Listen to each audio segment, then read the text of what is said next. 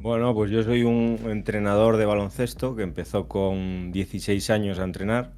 Empecé en Asturias primero, después fui a Madrid a probar a ver si lo que hacía en Asturias se podía hacer también. En 2019 empecé con la selección de categorías inferiores. En 2017 ya empecé con la senior y desde 2017 estoy con la selección senior. Entre Madrid, Asturias, ahora Palencia. Estuve un año en una temporada en Angola, en Luanda, como director de la academia del 1 de agosto, que es uno de los equipos de allí de Angola. Y bueno, pues actualmente lo que os comentaba, estoy en Palencia de entrenador ayudante con Luis Gil en Primera FEP y poco más. El baloncesto ha sido siempre mi pasión y lo he podido convertir en mi trabajo, y con otros proyectos que tengo, pues poco a poco he ido pues ganando en experiencia y ganando en eso, en el baloncesto.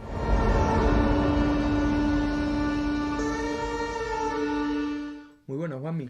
¿Qué pasa? ¿Cómo estás? Pues la verdad que muy feliz porque hoy tenemos a Jorge Lorenzo, Tenemos en- un pedazo de invitado. entrenador asistente de la selección española absoluta Correcto. y la Y de verdad Palencia que... también. y de Palencia también. Así que bueno, sí, preséntate un poquito. Y bueno, aquí, como ha dicho mi compañero Juanmi, tenemos a Jorge. Muy buenas, ¿cómo estás? Buenas tardes. Lo primero de Bien, todo, bien, aquí yo estoy en Palencia. Estoy lo aquí. primero de todo, preguntamos a nuestros invitados que hagan una pequeña presentación sobre sí mismos. Entonces, ¿cómo definirías tú a Jorge Lorenzo? Bueno, pues yo soy un entrenador de baloncesto que empezó con 16 años a entrenar. Ahora tengo ya casi 40. Y pues bueno, siempre he intentado ir buscando retos cada vez más importantes. Empecé en Asturias primero, después fui a Madrid a probar a ver si lo que hacía en Asturias se podía hacer también. Y bueno, después también en 2019 empecé con la selección de categorías inferiores. Después, en 2017 ya empecé con la senior y en ese momento ya estaba en Madrid. Y desde 2017 estoy con la selección senior, entre Madrid, Asturias, ahora Palencia. También estuve un año en una temporada en Angola, en Luanda, como director de la academia del 1 de agosto, que es uno de los equipos de allí de Angola. Y bueno, pues actualmente lo que os comentaba, estoy en Palencia de entrenador ayudante con Luis Gil en Primera FEP y poco más. El baloncesto ha sido siempre mi pasión y lo he podido convertir en mi trabajo, y con otros proyectos que tengo, pues poco a poco he ido pues ganando en experiencia y ganando en eso, en el baloncesto. Porque, claro, nos has dicho que empezaste con 16 años a entrenar, entonces tú ya desde pequeño intuyo que te encantaría el baloncesto y ha sido siempre el deporte que más te gustaba o te tiraba también un poquito el fútbol como a la mayoría de españoles. ¿Cómo era Ah, un poquito esos inicios tuyos cuando eras más pequeño? yo empecé en el baloncesto porque mi hermano mayor hacía baloncesto, entonces yo iba a ver los entrenamientos que hacía y me ponía allí en la canasta al lado de donde estaban ellos a hacer todo el calentamiento. Me ponía allí, un día el entrenador me vio y me dijo, ven, ¿te quieres apuntar aquí a probar? Y mi hermano me saca 2 años y la diferencia era bastante importante. Entonces, a partir de ahí me empezó a gustar el baloncesto y empecé a jugar a nivel, pues eso, de colegio. Y a partir de ahí no he dejado de estar en el baloncesto. El fútbol, bueno, en Asturias es muy de fútbol, pero tampoco me ha llamado mucho la atención. Y es curioso porque, como tú has dicho, con 16 años empiezas a entrenar. ¿Y cómo te sale la idea de decir, quiero estar en el otro lado de la cancha, por así decirlo? Bueno, empezó con un poco como de una manera un poco, pues, sin ningún tipo de intención de nada, porque en el colegio había un entrenador de baloncesto que era profesor también, el profesor de gimnasia de toda la vida, y en los recreos hacíamos actividades con niños un poco más pequeños que nosotros. Entonces ahí empezamos a conocer el baloncesto, empezamos a practicarlo y bueno, era como pues empezar a dar unos pocos de pasos en el tema de entrenador. Lo compaginé durante un tiempo, jugar con entrenar, y después por tema de estudios, de tema también de que a nivel jugador, pues bueno, tenía ahí una limitación que no veía mucho más allá de ello. Entonces me decidí por entrenar porque me gustaba bastante esto de poder enseñar cosas a los jugadores, que los jugadores después en la pista lo pudieran hacer y estuvieran felices. Eso era una de las cosas más gratificantes que te podía dar como entrenador. Y después también ganaba un dinerillo que venía bien para, pues Que eso, nunca con viene mal, 18 ganar años. dinero nunca viene mal. Estaba, estaba ahí hasta, como jugador no pagaban, entonces pues como entrenador sí. Y bueno, Y, empecé por ahí. y claro, un gran paso en tu vida supongo que sería el mudarte a Madrid, ciudad nueva, lejos de tu casa. ¿Cómo fue esa decisión de decir, es lo mejor para mi futuro, pero claro, no debió ser fácil, ¿no? Bueno, yo venía un poco ya con la intención esa un poco unos años atrás. Yo soy de Avilés, es una de las ciudades de allí de Asturias. Después estuve entrenando en Oviedo también, en Gijón, y después tuve un proyecto de Mieres, que es un pueblecito cerca de Oviedo, donde teníamos gente de fuera. Yo en primer momento estaba como ayudante del equipo de EVA y después primer entrenador del equipo junior. Por circunstancias, el entrenador del EVA, que es Guillermo Arenas, se fue a Huesca de primer entrenador y yo me quedé con el equipo. Y yo veía ahí un poco el tope, ¿no? Que ahí quedamos campeones de Asturias con el Junior, en el EVA salió todo muy bien cuando yo lo cogí, y veía que más de aquello que me daba Asturias no me podían dar.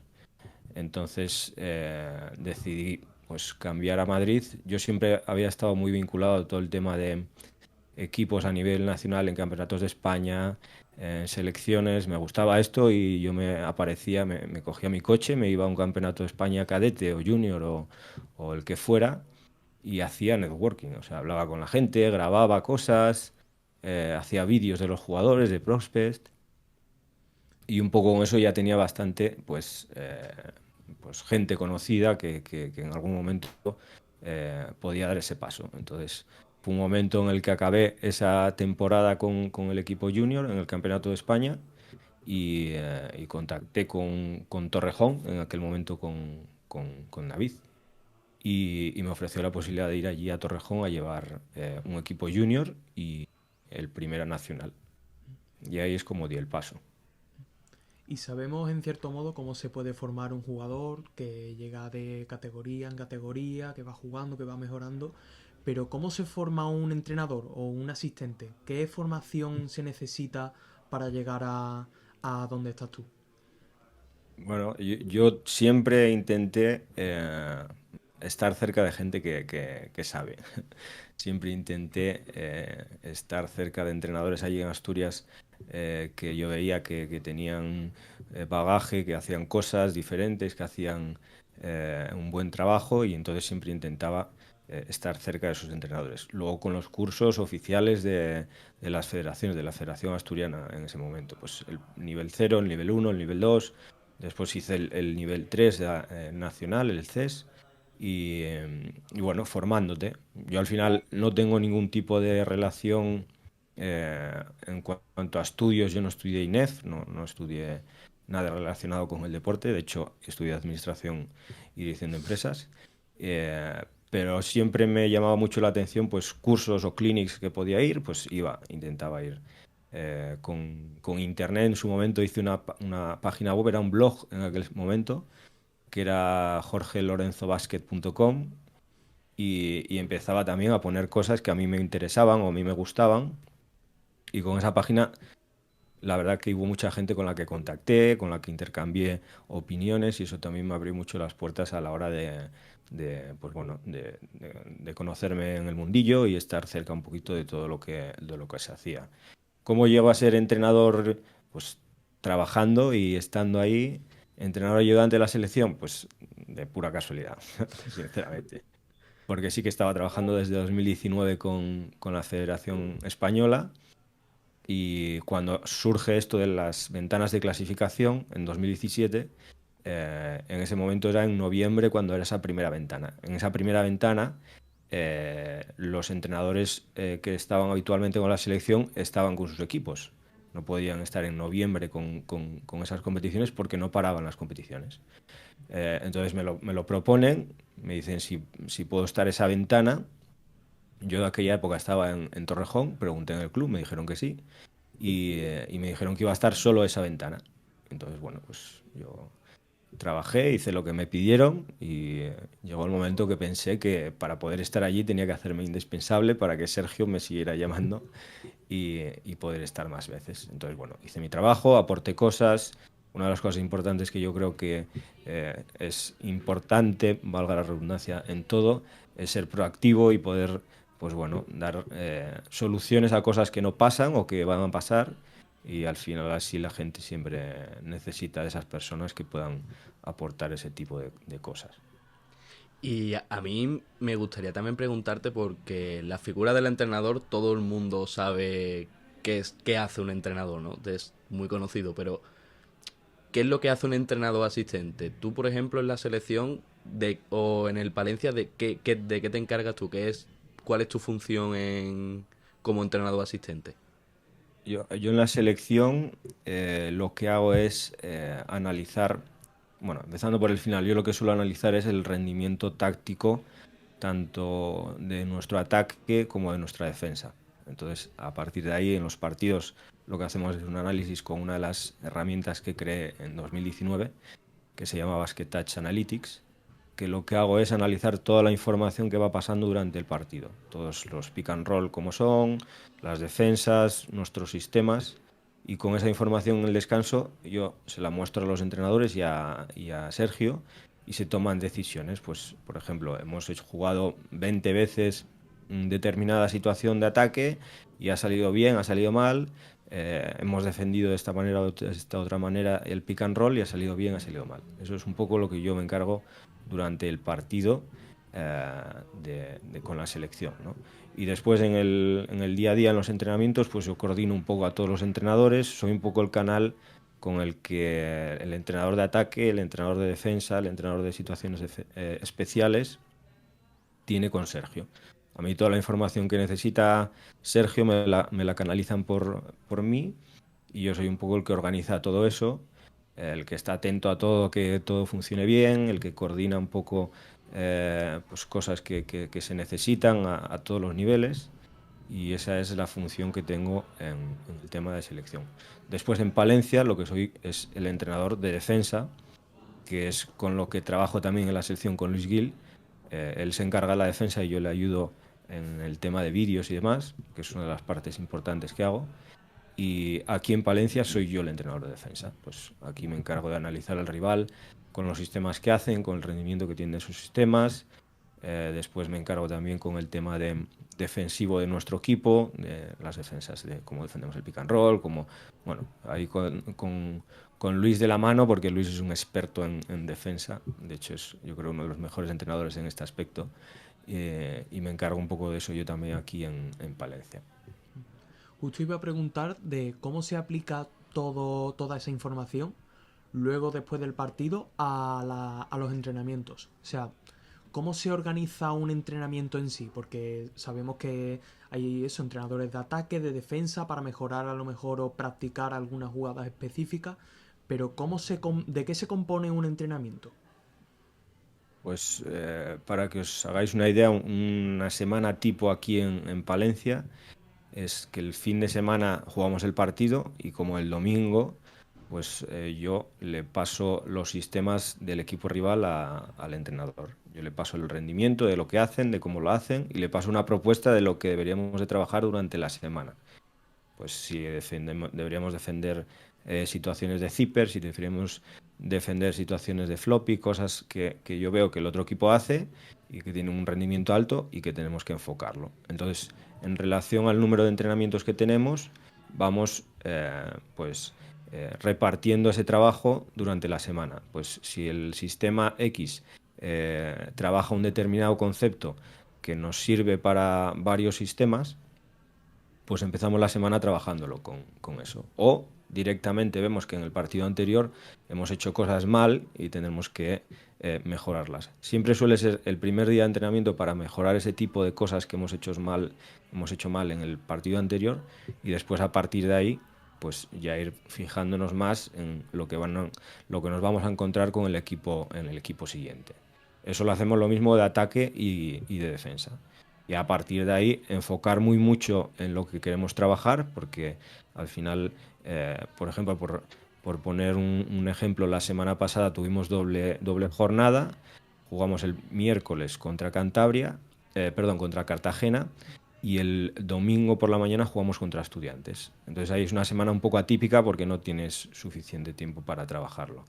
Pero una semana normal viene siendo entrenar lunes por la mañana, martes por la mañana, miércoles mañana, jueves mañana también, y en primera FEP se suele jugar bastantes veces de viernes. Entonces lo que hacemos es el viernes por la mañana hacer una sesión de shooting, de tiro, de recordar algunas cosas, y el partido después por la tarde. Y va un poco en relación a eso, a cuando tienes el partido y cómo tienes que repartirlo. Esta semana pasada fue una locura porque íbamos muy, muy mal de tiempo. Claro, jugando miércoles y jugando domingo, pues tuvimos que acortar ahí y ver cómo encajar todo este trabajo. Y bueno, en la selección española tú has estado presente cuando ganamos el Mundial, cuando ganamos el Europeo, has estado en los últimos Juegos Olímpicos. ¿Cómo se prepara la selección, por ejemplo, de cara al Mundial? ¿Cómo decidís qué jugadores van, las listas? ¿Cómo preparáis un evento tan importante como un Mundial? ¿Cómo se vive desde dentro la preparación? Bueno, esto desde la temporada ya estamos trabajando sobre todo esto. Primero para las clasificaciones, las ventanas que ya ahí tienes que ir trabajando para clasificarte. Una vez que eso está, de hecho ahora estamos trabajando en el europeo. Ahora creo que a finales de este mes es el sorteo ya, y en cuanto tengamos los rivales con los que vamos a enfrentarnos, ya nos ponemos a trabajar con ello. Ya estamos viendo, la mayoría de las veces los equipos suelen tener el mismo entrenador, entonces ya nos da una referencia ahí de cómo ir por eso. Vamos viendo cómo atacan, cómo defienden, bueno, tener unas nociones básicas, porque después harán partidos de amistosos antes de la competición y ahí ya podremos afinar bastante más. Entonces ya a partir de ahí ya empezamos a trabajar. En cuanto a lo nuestro, pues bueno, las listas que hacemos durante estas ventanas varían un poco, porque ahí no suelen haber jugadores de Euroliga, o no suele haber los jugadores que están en NBA, entonces va variando un poco. De todos modos, al final, nosotros, cada entrenador propone una lista empezamos con una lista de 24 aproximadamente, y ahí vamos reduciendo. La propuesta de cada entrenador se la hace a Sergio, él recibe todas las listas, yo lo coordino un poco todo eso otra vez, de ponerlo todo en un documento para que todo esté lo más organizado posible, y después es él quien toma la decisión final de elegir. Solemos empezar con 18, 16 jugadores, y a partir de esos 18, 16 jugadores vamos trabajando ya con el tema de ataque, con el tema de defensa, y después de ir encajando las piezas de cada jugador, ¿no? Para quedarnos con la lista de 12 y después pues poder trabajar ya de cara a la última fase de la preparación con esos 12 jugadores, ir preparándolo todo.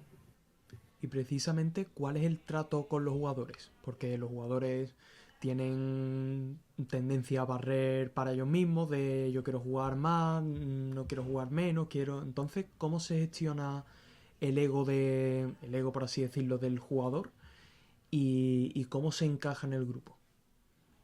A ver, la verdad es que en tema de selección se conocen todos muchísimo, nos conocemos ya muchísimo desde hace muchísimo tiempo, tanto los jugadores como el staff. Desde 2017 estamos prácticamente los mismos entrenadores, y en cuanto a jugadores puede variar muy poco los jugadores que haya. Obviamente ahora que ha habido un recambio generacional sí que ha habido variantes, ¿no? Pero la verdad que es muy cómodo porque se conocen ya desde bastante antes de las concentraciones, em, de competiciones anteriores, de categorías inferiores. Perdonar, que me va a hacer aquí un... Nah, no te Sin preocupes. problema.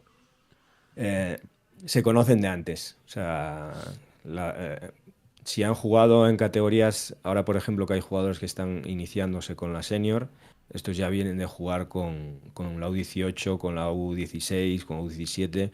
Y la introducción dentro de la senior es muy fácil porque hacemos todo lo mismo.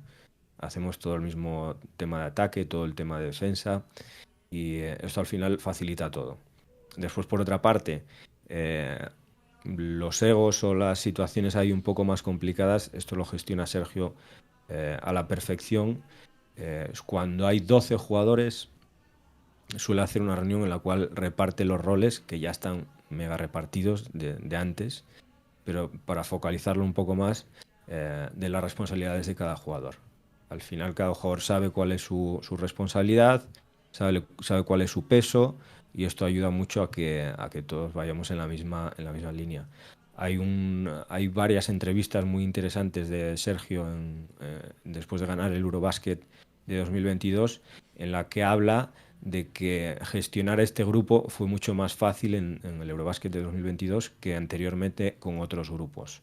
Porque aquí nadie quería más, nadie pedía más de minutos, todo el mundo estaba unido por la misma línea de trabajo, cada uno tenía muy claro cuál era su rol. Obviamente los jugadores de años anteriores, pues estamos hablando de Pau Gasol, de Mar Gasol, de Ricky Rubio, pues son gente hiper mega importante, pero ese perfil quizás no lo había tanto en el Eurobasket de 2022. Entonces como que era más fácil porque todos estos estaban... No era más fácil, era diferente y al final pues les pedía, recuerdo perfectamente que dice, les pedía cualquier cosa y todos estaban a una y lo hacían encantados de la vida, aunque fuera algo un poco pues diferente, ¿no? Y yo creo que es un poco la idea de cómo está enfocado el trabajo con selección y lo del hashtag este de la familia es una realidad porque todo el mundo allí tenemos una relación excelente. Cuando las cosas se ponen duras, pues está todo el mundo para trabajar, pero esto es lo que hace que el equipo pues vaya bien. Porque, claro, España ganó el Eurobasket, pero como que España no era favorita en ese momento. Nadie pensaba que España podría ganar el Eurobasket, ni los propios españoles pensábamos que podíamos ganarlo. Vamos, entonces, ¿cómo fue ese momento de... porque claro, ustedes lo veríais desde dentro y diríais, es que podemos ganar porque lo estamos viendo todos los días. Entonces, ¿cómo fue ese momento de llegar a la final, ganarla, toda España unida viendo el baloncesto? ¿Cómo se vivió eso desde dentro? A mí se me pasó hiper mega rápido, pero muy rápido. O sea, estábamos en... La primera fase fue en Georgia y esa fase en Georgia hubo partidos bastante duros con Turquía, eh, partidos durísimos. De hecho, perdemos contra Bélgica y se empiezan a encender todas las alarmas porque si no pasaba esa fase te ibas para casa y eso es una leche tremenda. Entonces, bueno, se fue fluyendo mucho, se fue creyendo que todos los jugadores tenían esa importancia dentro del rol que tenían asignado y después una vez que llegamos a Berlín, pues todo eso iba como muy fluido. Partidos contra Alemania allí, que era el equipo local lleno, el pabellón, con un super equipazo. Nosotros teníamos un planteamiento de partido muy concreto, como os decía antes, muy claro. Y bueno, pues al final una de las cosas buenas de la selección es que los jugadores se divierten y cuando se divierten, el baloncesto que hacen es muy buen baloncesto. Nos daban como octavos, creo, octavos o novenos en el Power Ranking, que es un ranking que hacen en FIBA. De hecho, ese Power Ranking lo puso Sergio en una de las reuniones al inicio de la competición para decir, mirar, esto es lo que nos dicen que nosotros vamos a hacer esto al final al jugador, pues quieras que no le pica y les genera pues bueno, esa competitividad que tienen ya, porque son hiper mega competitivos, pero les genera todavía más.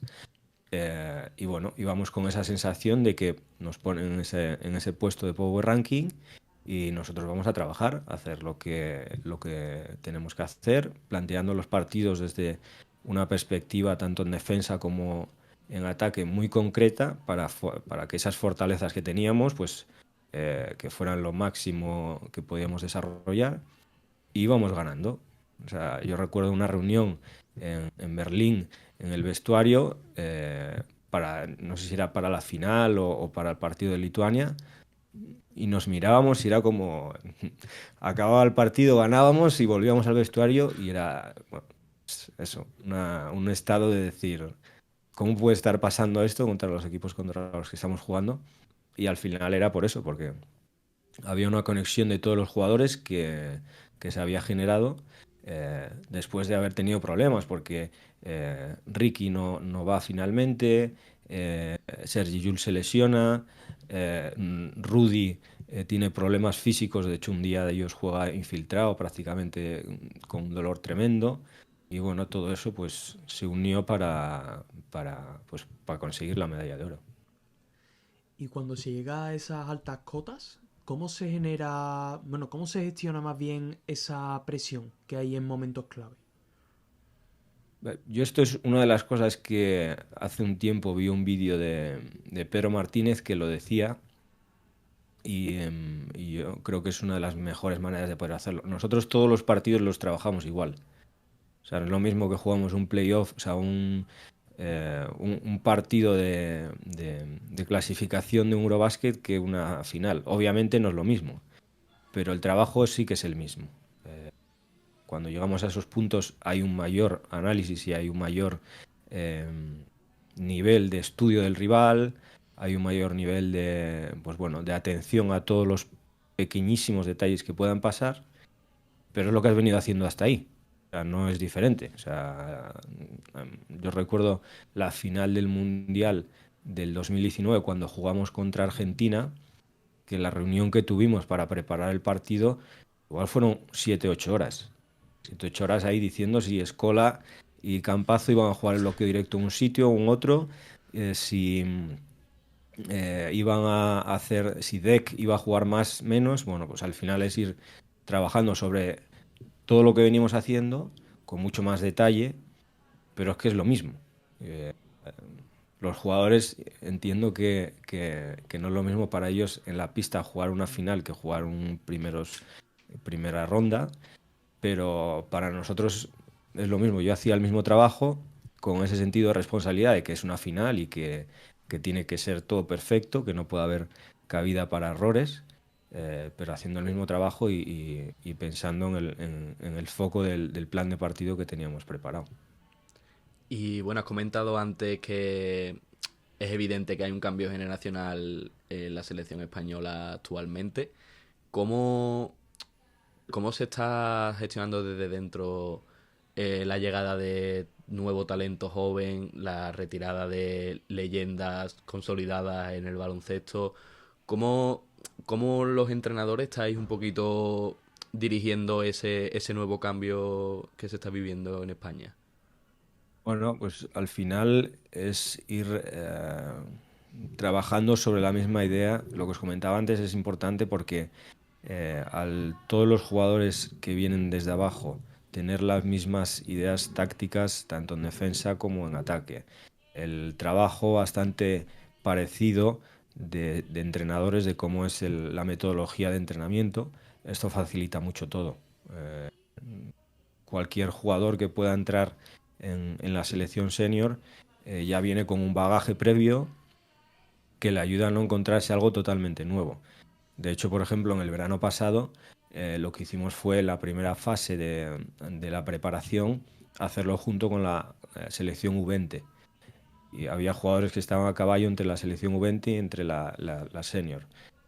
Otros años atrás recuerdo que ha habido como 4 o 5 invitados, los Golden Boys que llamaron, de poder entrar con la selección senior y poder tener esa bueno, pues ese adelanto de lo que podía pasar en el futuro o no, pero que sí que tenían ya conciencia de lo que era estar en la selección senior, de la exigencia que hay en la selección senior, del trabajo cómo se hace y bueno, y que esos jugadores más veteranos pues también de alguna manera inculcasen qué es lo que significa pertenecer a la selección senior de España, a tener ese sentido de pertenencia, a no dar un balón por perdido, a tener una serie de valores que lleva años y años la selección con ellos y que ellos son los que se los transmiten a los jóvenes. Y en España últimamente es como que la mayoría de jugadores jóvenes, de promesa, de talento nacional, está sufriendo como una fuga a, en este caso, por ejemplo, a Estados Unidos, o casos como Almansa que se va a Australia. ¿Cómo ves tú que personalmente estás en las categorías nacionales entrenando? ¿Cómo ves tú esa fuga, entre comillas, de talento hacia el extranjero? Al final esto es una cuestión, yo creo, a nivel social. Eh, Cada vez el mundo está más globalizado, la gente se mueve más a un sitio a otro. Y bueno, pues yo creo que cada caso es concreto, cada caso es concreto, pero al final el jugador tiene que encontrar su espacio y donde poder crecer y en muchos casos aquí no lo puede hacer, ¿no? Por diferentes cuestiones bueno, pues que son las que son.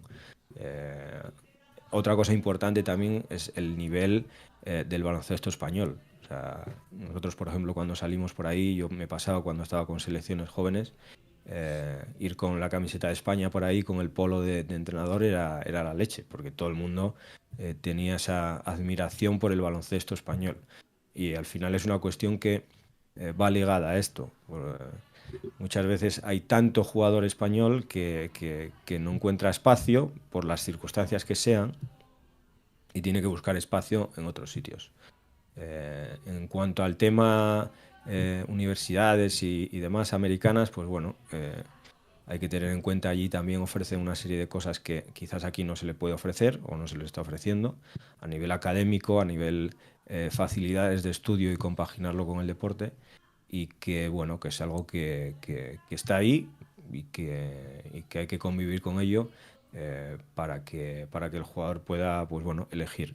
Obviamente no es positivo a nivel selecciones, porque esto al final si se van, pues después puede haber problemas de que puedan estar con selección o no, pero yo creo que esto es muy amplio, muy grande, como para que yo os dé una clave perfecta aquí de cómo solucionarlo, ¿no?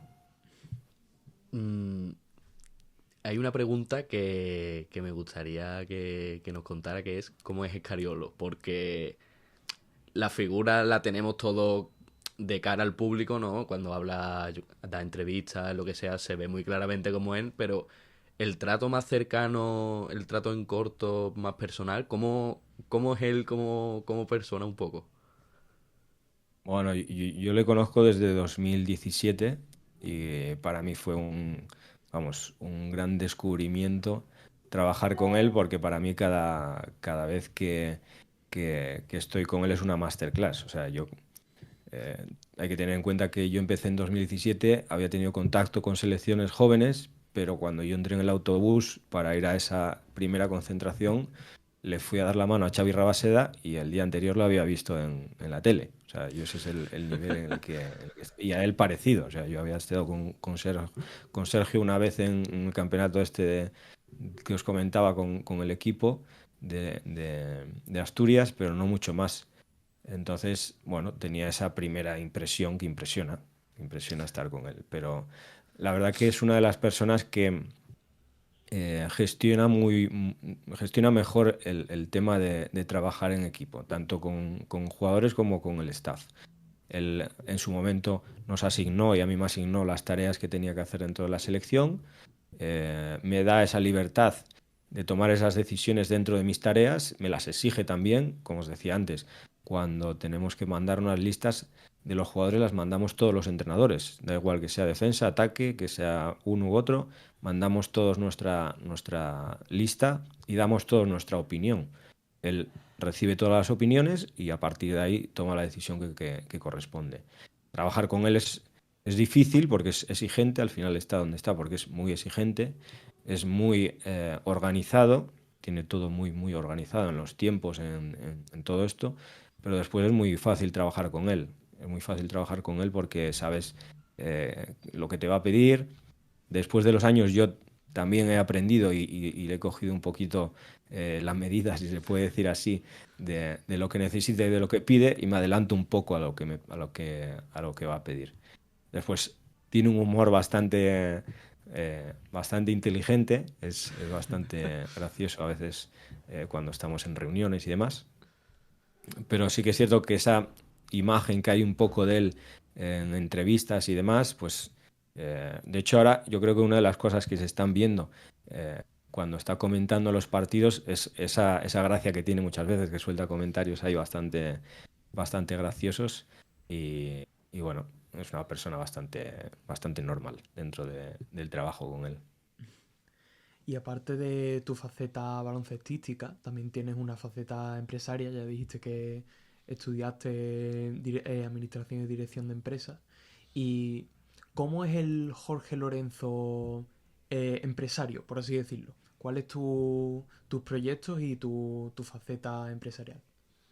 Bueno, y yo en 2019, después del Mundial, creé una empresa que se llama Basket Touch Solution Spain y la idea era poder comercializar la herramienta esta que os decía de Basket Touch Analytics. A partir de ahí, pues fui haciendo más proyectos, todos relacionados con el baloncesto, con la empresa. Y después también ahora recientemente he empezado un poquito a trabajar con tema de inteligencia artificial, de automatizaciones. Y bueno, es una de las facetas más. El baloncesto tiene por lo menos en lo que respecta a mí, tiene una serie bueno, de niveles. No es fácil vivir del baloncesto. Yo hasta el año pasado me consideraba profesional, pero estaba entrenando un equipo en Madrid de Liga EVA y económicamente eso no es algo que pueda soportar. Eh, pues eso, pues no hay suficiente, no se paga lo suficiente en formación como para poder vivir de ello.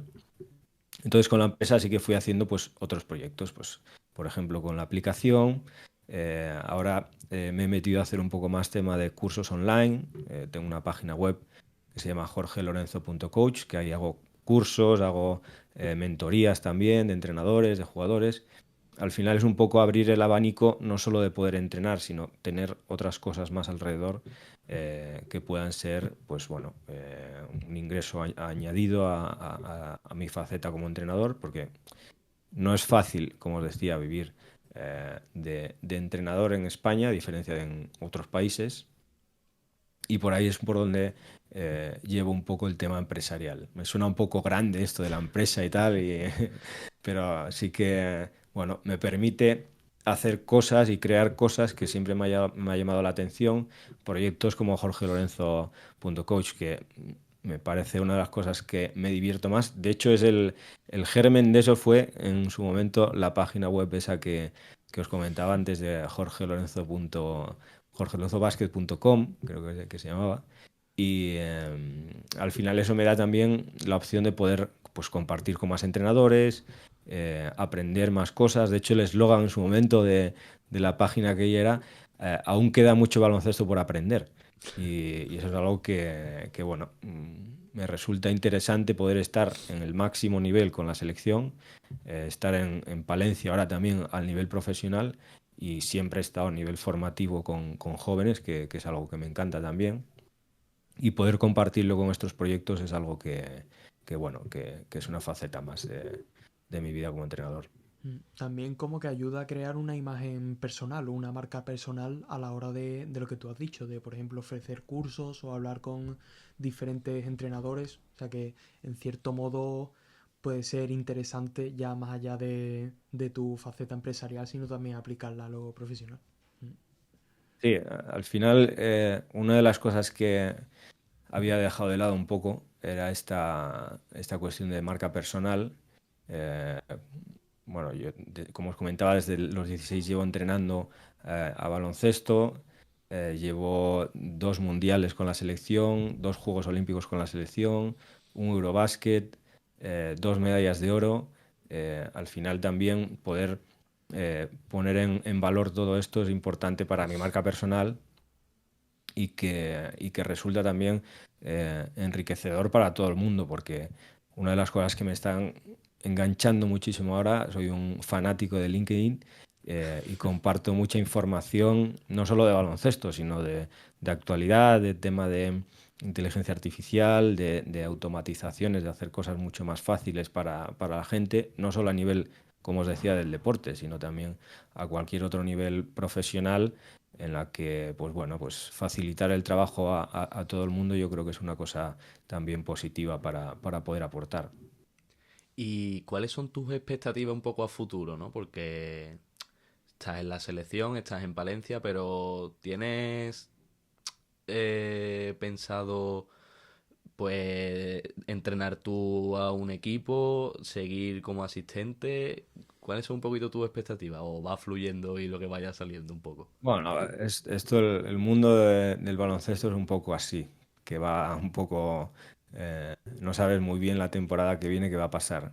Yo desde los 16 era entrenador ya y he sido entrenador principal hasta el año pasado. Yo hasta el año pasado estuve en Madrid allí con un equipo como os decía antes, de Liga EVA, que quedamos segundos ahí por el canto de un duro. Eh, y no sé el año que viene qué va a pasar. O sea, la realidad es que cada temporada es una cosa nueva. En el sitio en el que he estado más tiempo ha sido en Centro Básquet Madrid, que he estado como 4 años con el Kit Kat este de Angola, que también ha sido otra experiencia tremenda de vivir. Pero no lo sé. Me llama la atención, pues bueno, como cuando estuve en Asturias, irme a Madrid para probarme a ver cómo podía desarrollar la faceta de entrenador, pues me llama la atención también quizás pues salir de España a otro sitio para poder probarlo otra vez. Lo de Angola fue una aventura bastante importante porque fue justo después de la pandemia, con las dificultades que había de todo eso. Bueno, fue un año ahí complicadillo, pero volver a salir y poder vivir por ahí con baloncesto y demás sí que me llama la atención. Dependiendo también de lo que pase aquí en Palencia, que hay cosas bueno, que tendrán que ver cómo se avanza para poder elegir el año que viene. Quería preguntarte precisamente sobre tu viaje a Angola, que es cómo se da el poder viajar a Angola y la oportunidad de entrenar allí, y cuál es el nivel baloncestístico de Angola. Bueno, yo llego allí a Angola porque un amigo que es agente tiene un contacto con una persona de allí de Angola y le preguntan por un entrenador que tenga experiencia en el tema de formación y que tenga algún tipo de relación con la selección o algo parecido. Entonces él se acuerda de mí, a mí me lo proponen, a mí me sonaba a una locura total, absoluta. Y en la primera respuesta le digo que no, que mira, que ya tenía preparado. De hecho, ya tenía un piso casi alquilado en Madrid, ya lo tenía todo muy, muy organizado, ¿no? Y le digo que no. Y a los 2, 3 días me vuelve a llamar y me vuelve a decir, oye, que mira, que es que están muy interesados, que te ofrecen todo esto más aparte de lo que te habían dicho, que te permiten ir con la selección, que están muy interesados y que quieren que vayas para allí para ser el director de la academia del 1 de agosto, que es el equipo del ejército. Allí hay una serie de equipos, el del ejército, el de la policía, el del petróleo y después algún otro más. Y entonces al final me convencen y voy para allá. Esto de que es el equipo del ejército es importante porque el presidente era un general. Eh, y teníamos allí bastante gente dentro de lo que era la academia, pues militares. Y surge la situación y voy para allá. Voy para allá y lo que me encuentro es que a nivel físico y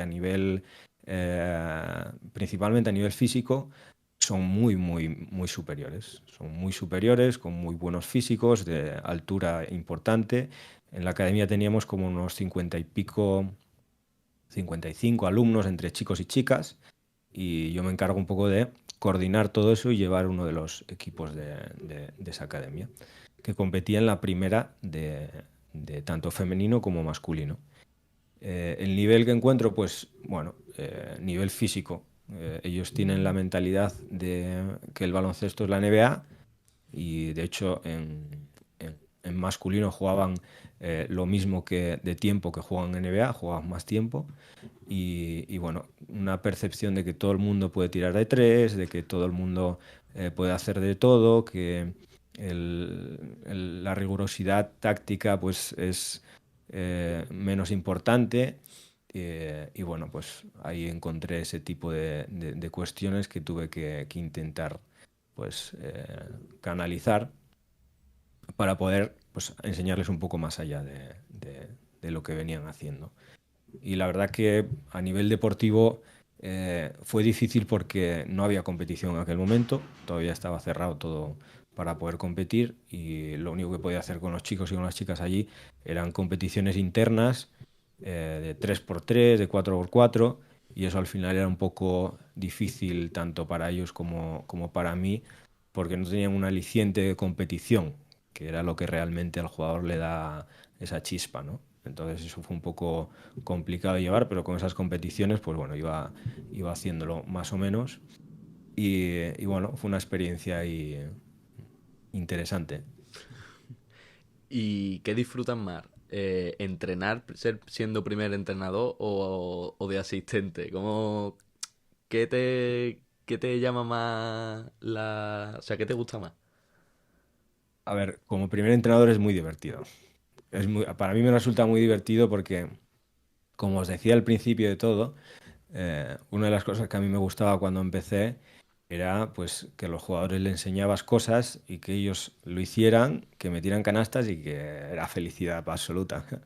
Entonces eso para mí es muy divertido porque al final, bueno, estás dándole a una persona algo con lo que pueda disfrutar y con lo que pueda ser feliz.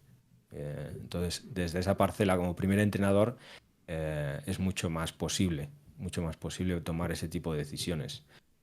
Yo siempre me considero un entrenador con equipos jóvenes que les he ayudado a crecer, que les he ayudado a mejorar y las respuestas de casi todo el mundo ha sido pues de agradecimiento, de poder disfrutar en las temporadas, de poder crecer como jugadores y eso es muy gratificante.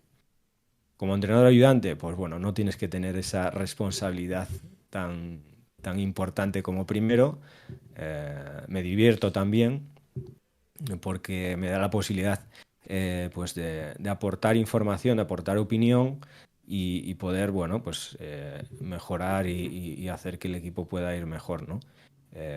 Ahora mismo aquí en Palencia estoy muy cómodo haciendo esa función de pues aportar toda la información que puedo, de toda la experiencia que llevo de todos estos años, de dar la opinión y después de que eso se haga y que el entrenador en este caso te felicite por el trabajo, ¿no? Que es también gratificante como entrenador ayudante que te pongan en valor y te reconozcan el trabajo que haces. Así que entre una y otra, yo creo que finalmente en algún momento volveré a ser primer entrenador, porque la chispita esa está ahí siempre, pero bueno, todavía tengo carrera para hacer en las dos facetas.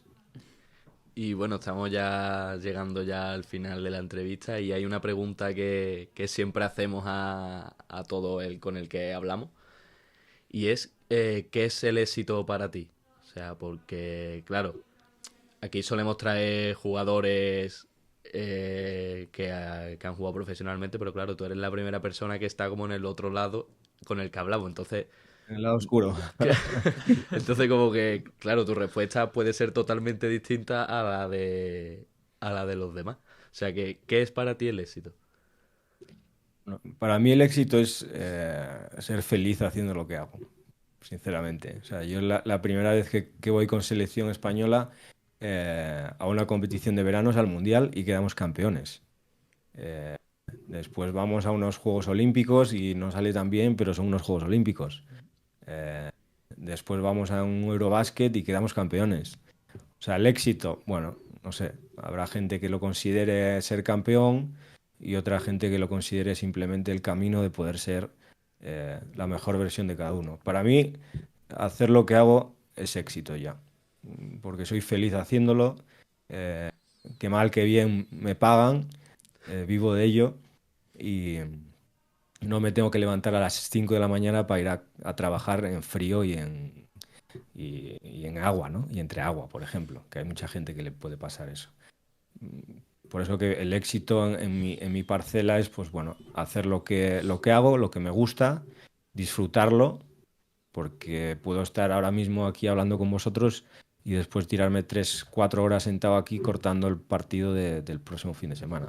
Pero bueno, pues es algo que está dentro del trabajo y que estoy contento con ello. Así que yo creo que para mí el éxito es todo eso. Y bueno, Juanmi, ¿tú tienes alguna pregunta que hacer? Aparte. Yo la verdad que con esta respuesta me quedaría ya para cerrar. Sí, O sí. sea La que verdad es que la entrevista ha estado bastante bien, la verdad. a mí me gustaría darte las gracias de verdad Sí. por Placer. haber echado el ratito con nosotros. Espero que hayas estado cómodo, que te lo hayas pasado bien un poco. Y nada, Sí, sí, muy, muy cómodo. Muchas gracias por la entrevista. Os animo también a que sigáis con este proyecto que está siendo muy, muy interesante. Me Muchas lo, gracias. me lo comentó Carlos Martínez, un jugador que conozco desde los 12 años. joder, Eh, y bueno, yo a seguir con mis proyectos, jorgelorenzo.coach, que es el que ahora que estoy dándole más fuerte. Y nada, muchas gracias por este tiempo. muchas Lo gracias. pondremos en la descripción para que la gente Sí, sí, se claro, pueda meter todo, en el vídeo de tus YouTube. redes sociales y la página web estará abajo para la gente que quiera visitarlo. Perfecto. Así que nada, Ok. muchas Muchas gracias gracias por por haber todo. venido.